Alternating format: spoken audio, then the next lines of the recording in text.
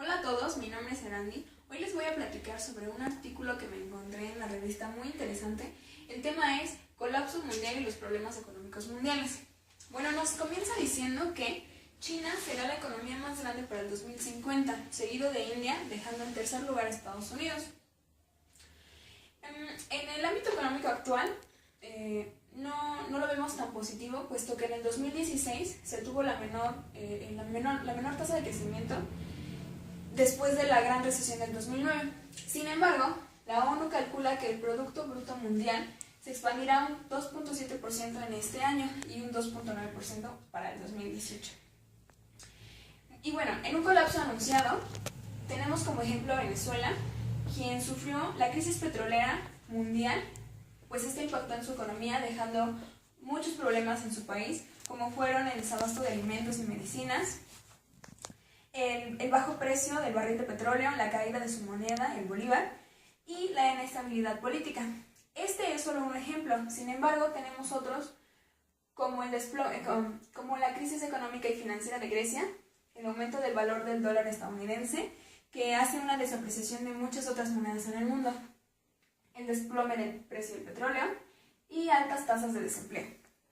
Por otro lado, tenemos que Mohamed A. El-Erian nos dice que la crisis económica entre 2008 y 2009 dejó una frustrante nueva normatividad que trajo con ella un bajo crecimiento, desigualdad creciente, disfunción política y tensiones sociales.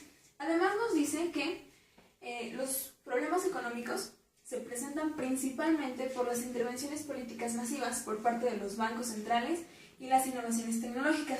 Además, según el Fondo Monetario Internacional, estos problemas económicos también se dan por el débil ritmo de las inversiones, la disminución del comercio internacional, el lento crecimiento de la productividad y los elevados niveles de deuda.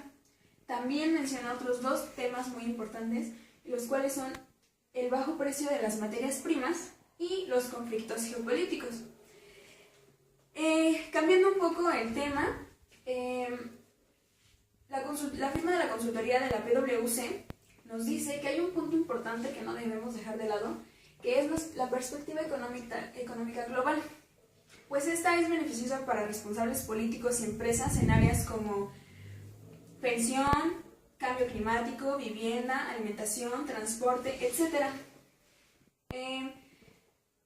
Bueno, en el artículo también nos menciona una frase muy interesante en la cual nos dice que lo que distingue al hombre de otros animales es la preocupación financiera. Pues vámonos a lo más simple. Vamos a ponernos a pensar en cuándo fue la última vez que pagamos un recibo o compramos algo, o simplemente en nuestras deudas. Como por ejemplo, los pagos de renta, las colegiaturas, transporte, agua, luz. Son muchos ejemplos que nos hacen pensar también en dos temas muy interesantes y muy hablados hoy en día, como son el desempleo y los salarios bajos. ¿Esto a qué nos lleva? Bueno, la mayor parte de la población cuenta con un ingreso con el que pueden satisfacer sus necesidades básicas de alimentación y vivienda. Sin embargo, esto nos lleva a otros dos polos que se contraponen y dan a luz la gran desigualdad económica que existe en el mundo.